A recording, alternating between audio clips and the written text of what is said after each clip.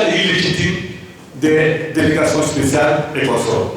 Donc nous allons retourner à Conakry, nous allons par les moyens politiques appropriés manifester notre opposition à cette décision de la CENI qui malheureusement n'a pas été concertée.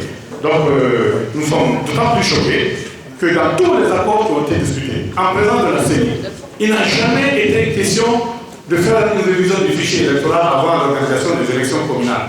Mieux que ça, la CENI a dépensé près de 20 milliards de francs guinéens pour organiser les communales avant la présidentielle, d'où le recrutement du cabinet ICD qui a coûté près de 2 millions de dollars et d'où d'autres dépenses. Donc cet argent a été jeté purement et simplement par la fenêtre parce que sur le tard, la CENI a décidé maintenant de ne plus organiser les élections communales qu'en 2016. Or, ces élections communales, si elles devaient déjà être, si on avait déjà arrêté cette période-là, on n'aurait pas eu besoin de dépenser près de 20 milliards. Parce que Gemato aurait fait sa révision et toutes les corrections des anomalies auraient pu être dans la mission de Gemato. Donc ce qui veut dire que nous sommes aujourd'hui dans une situation de fait accompli que l'opposition guinéenne avait déjà prévu, bien entendu, et pour la solution de laquelle on a envisagé certaines mesures. Je voudrais pour terminer avec votre permission rappeler que nous sommes à un moment crucial de l'histoire de notre pays.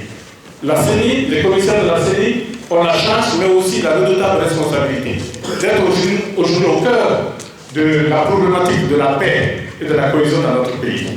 Et qu'ils sachent qu'ils sont tenus comptables de tout ce qui adviendra dans ce pays si les élections qu'elles vont organiser sont contestées et si après ces contestations, il y a des troubles sociaux d'envergure et il y a des conséquences énormes pour ce qui concerne la stabilité politique du pays. La CENI, qu'elle